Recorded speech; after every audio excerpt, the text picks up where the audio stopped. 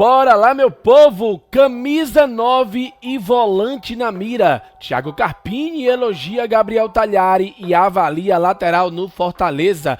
Imprensa cobra autocrítica. Tudo isso e muito mais você confere a partir de agora, então já sabe. Papoca o dedo no like, que é muito importante para fortalecer o nosso trabalho. Se inscreve no canal se ainda não for inscrito e vem com a gente.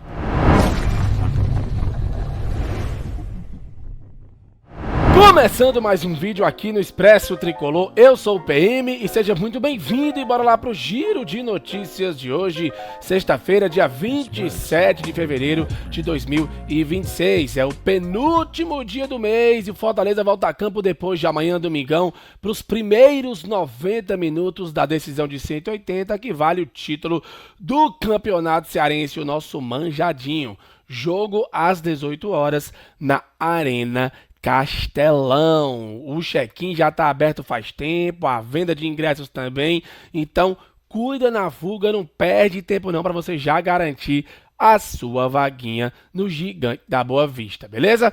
Turma, vamos agora às notícias do vídeo. É o seguinte, tá rolando aí umas histórias nas redes sociais que o Fortaleza estaria tentando a contratação de Pedro Henrique, volante joia do Paysandu, e que está na mira de gigantes do futebol brasileiro. Segundo informações, tanto Fortaleza quanto o Internacional tiveram propostas recusadas. Bragantino e Flamengo fizeram sondagens pelo meio-campista de 19 anos, mas sem oferta oficial. O que é que chegou para a gente com relação a isso? O Fortaleza teve uma proposta recusada pelo volante Pedro Henrique do Paysandu.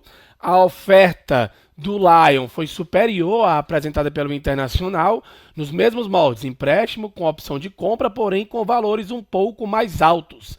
Mesmo assim, o Paysandu recusou a investida do Fortaleza por não considerar os valores justos. Então, Fortaleza e Internacional fizeram propostas recusadas pelo Paysandu e Bragantino e Flamengo apenas sondaram a situação do jogador, não chegaram a apresentar a proposta oficial. O clube paraense reforça ao mercado que não pretende facilitar a saída da joia bicolor.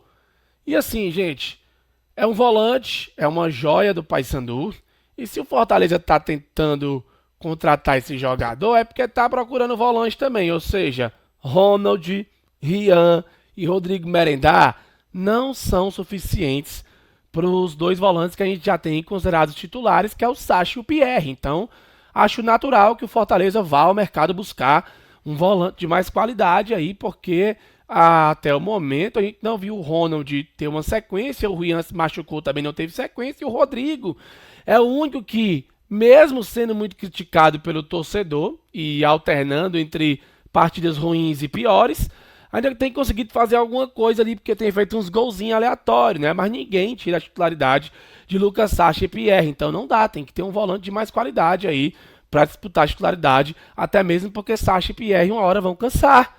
Então é natural que o Fortaleza busque mesmo aí outro volante no mercado. Quero a tua opinião, comenta aqui abaixo. Agora vamos falar de camisa 9 porque, bom, saiu uma exclusiva com o técnico Thiago Carpini e ele fala sobre Gabriel Talhari. Carpini elogia e diz que Talhari seria reforço interessante para o Fortaleza. Ao Esportes do Povo, treinador do Leão, relembra trabalhos com o atacante do Juventude e meia busca por substituto de Bareiro. Gostaria muito de contar, é a aspa do Carpini. Vamos lá. Lembrando que o Tricolor negociou o Bareiro, né, com o Boca Juniors, enfim, ficou com um valorzinho aí que muita gente acha que não foi lá essas coisas todas, né? Foi praticamente uma doação, né, ao Boca Juniors. Mas sobre o Talhari, o Carpini falou o seguinte, aspas, gostaria muito de contar, me ajudou muito no Juventude. Fui eu que trouxe o Talhari para o Juventude. Tinha enfrentado ele no Campeonato Paulista por alguns anos. Depois ele saiu para o Atlético Paranaense. Quando eu cheguei no Juventude em 23, no último dia da janela, eu perco o Rodrigo Rodrigues, centroavante, que foi para a Tunísia. No último dia de janela a gente foi buscar o Talhari, que o CSA tinha sido eliminado da Série C, recordou o treinador do Leão. Se ele não tivesse chegado, nós não teríamos conquistado o acesso. Ele fez 6, 7 gols na reta final, foi muito importante. O Juventude exerceu o direito de compra, ficou com um atleta que está lá por uns anos, me ajudou muito também na Série A, despertou o interesse de grandes clubes, não só do Fortaleza, ponderou Carpim, que conta apenas com GB e Kaique como centroavantes. Então, em 2025, o Talhari fez 9 gols e 4 assistências em 41 partidas. Na atual temporada tem 9 jogos pelo Campeonato Gaúcho, marcou 3 vezes com a camisa do Juventude. E o Carpini complementa. É um atleta de bola final, mas foge um pouco das características do Adam Bareiro.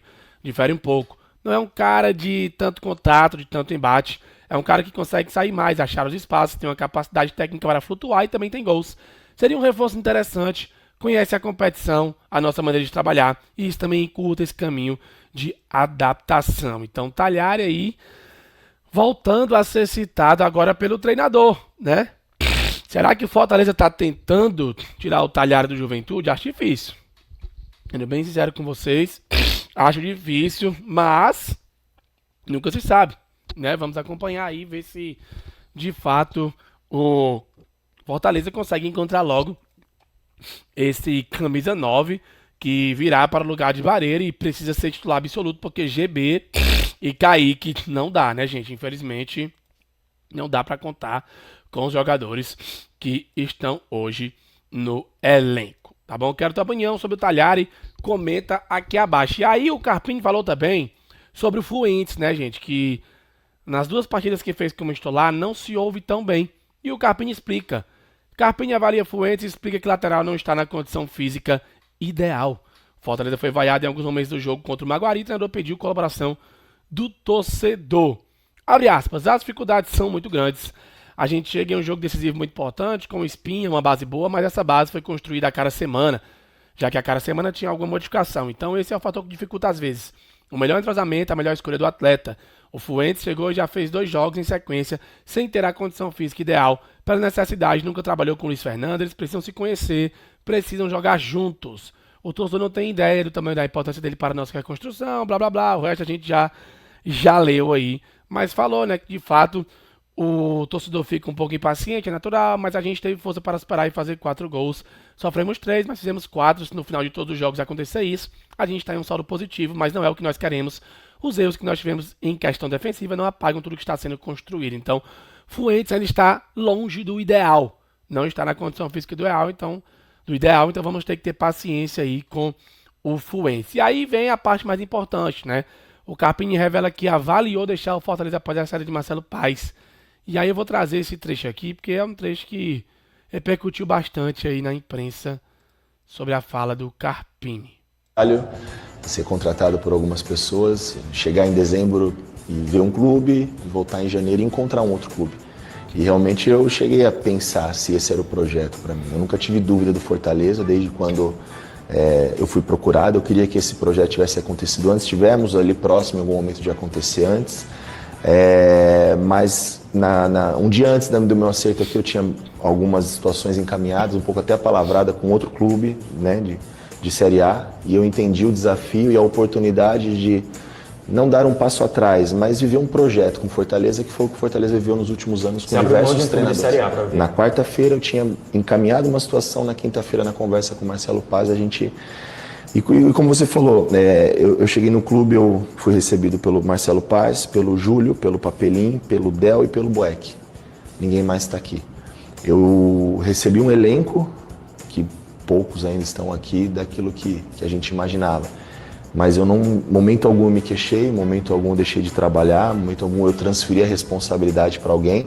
Só que eu já falei que foi um dos maiores e está sendo os maiores desafios da minha carreira. Eu cheguei a cogitar, cheguei a pensar, mas depois do período de ter a oportunidade de conviver com essas pessoas, com o Pedro, com o Roberto, com o presidente Colim, com o Dr. Cláudio, tanta gente boa que está aqui no clube, a gente começa a criar vínculo com as pessoas, ver que são pessoas sérias, pessoas que têm um caminho, né? A gente sabe onde quer chegar, o que nós precisamos traçar nesse percurso.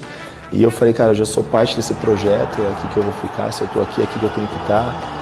Confiar nessas pessoas no processo e tentar ajudar de alguma maneira. Tá aí, a fala do Carpini, quero a tua opinião. Você concorda com o Carpini? Eu acho que ele não falou nenhuma bobagem não, sabe, gente? Eu sei que o trabalho para muitos não é bom, mas a gente tem que lembrar de levar em consideração todas essas questões aí que o Carpini citou, que realmente são importantes e acabam prejudicando o trabalho dele, né? Agora, é importante também que ele consiga fazer o time evoluir com o que ele tem. Não dá pra gente só ficar esperando cair do seu reforço, porque a gente sabe que vai ser difícil. Então, talvez a cobrança esteja aí, sabe? Enfim, é muito do torcedor, sabe? É muito de cada um. Tem gente que vai ser a favor, tem gente que vai ser contra, enfim. Eu confesso que fico em cima do muro, assim. Eu concordo, mas também tenho pontos a criticar com relação ao Carpini. Sobre o Carpini, a imprensa pautou o seguinte: autocrítica severa e obrigatória após o time suar contra o Maguari. A atuação coletiva e os erros individuais do Fortaleza são problemas graves. Que o Fortaleza fez uma péssima partida defensivamente contra o Maguari por 4-3 na vitória pela Copa do Brasil, todo mundo já sabe. O próprio técnico Thiago Carpini admitiu os erros na coletiva, não individualizou culpas, apesar das muitas falhas técnicas, e preferiu tratar o problema como coletivo. E ele tem razão, inclusive quando se inclui entre os responsáveis. Os aspectos coletivos pesaram bastante, é evidente. Organização, encaixes, cobertura, intensidade sem bola, tudo esteve abaixo do ideal. Mas os erros individuais também saltaram os olhos. Cardona, Gasal, Fuentes, Pierre, Sacha, Pochettino e Crispim atuaram mal. Não é possível ignorar isso. Futebol é sistema, mas também execução. E a execução falhou. A vitória e a classificação trazem tranquilidade, sempre trazem. O poder de reação e a energia ofensiva foram pontos positivos. Escrevi sobre isso ontem, mas o principal num pós-jogo como esse é aproveitar o resultado para fazer a pergunta certa. Por que o time jogou tão mal? Não dá para tapar o sol com a peneira e tratar como um episódio isolado. Claro que o barco segue, mas ele precisa, com análise crítica, seguir. Concordo, acho que tem que ter essa autocrítica sim. Fortaleza precisa evoluir, tá tendo muita dificuldade.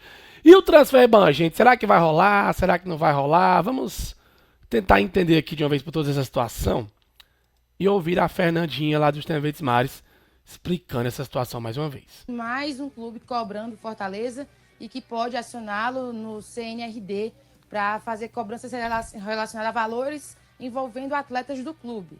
Desta vez, nós já vimos reclamações relacionadas ao Palmeiras e agora vem a equipe do Criciúma, em relação ao zagueiro Marcelo Benevenuto. E aí, para a gente contextualizar, quando ele foi emprestado ao Criciúma, ficou acordado que o Fortaleza faria o pagamento de parte do salário dele. O Criciúma pagaria integralmente, mas o Fortaleza faria o pagamento dessa parte. E aí, as informações que nós temos é que cerca de duas parcelas desse valor, o Fortaleza não fez o pagamento, que é ali no valor de R$180 mil. Juntando esses dois valores com juros, fica ali em cerca de R$600 mil a dívida do Fortaleza com o Criciúma atualmente. Por isso que eles podem acionar no CNRD, caso acione, fica toda aquela questão também do problema do Fortaleza em relação a um possível transfer ban. E aí outro ponto que a gente traz é que quando surgiu o nome do Marcelo Hermes, que seria lateral esquerdo, que o Fortaleza estaria atrás de negociação, o Criciúma recusou justamente por essa dívida já existir. E aí não queria acumular mais problemas relacionados a essa questão financeira com o Fortaleza. Agora é aguardar como será feita a negociação. Nós entramos em contato com o clube, não recebemos nenhum retorno ainda do Tricolor de Aço, porque tem mais um clube cobrando. Meus amigos, aí entra a questão do Marcelo Hermes, aí eu já fico chateado, porque era um lateral que a gente precisava trazer, barato, de boa qualidade, mas aí com essa resenha aí de Benevenuto, Fortaleza complica, né, as coisas. Impressionante. É impressionante. Nunca que o Criciúma ia liberar o Hermes, tendo essa dívida aí do Fortaleza com o Benevenuto. Aí complica demais, né, Lion? Aí complica demais. É assim que a gente descobre as coisas, né? Do nada. E eu não duvido nada se aparecerem mais coisas aí, viu? Não duvido nada. É triste, mas paciência, né? Tomara que não apareça mais nenhum BO e a gente consiga tocar o barco aí, porque a situação tá difícil pro Fortaleza. Para finalizar o vídeo de hoje, o goleiro Elton Leite está se transferindo para o Vila Nova. Um abraço, Elton Leite. Boa sorte aí no Vila Nova de Goiás, tá? Será nosso adversário na Série B do Campeonato Brasileiro. Comenta a tua opinião aqui abaixo. Bom, meu povo, é isso. O videozinho curtiu, deixa o like, deixa o hype, compartilha. A gente se encontra mais tarde. Nossa live tradicional 18h15. Fique atento aos outros vídeos que a gente soltar de shorts e vídeo normal também aqui na nossa programação do Expresso Tricolor. Valeu, falou e tamo junto.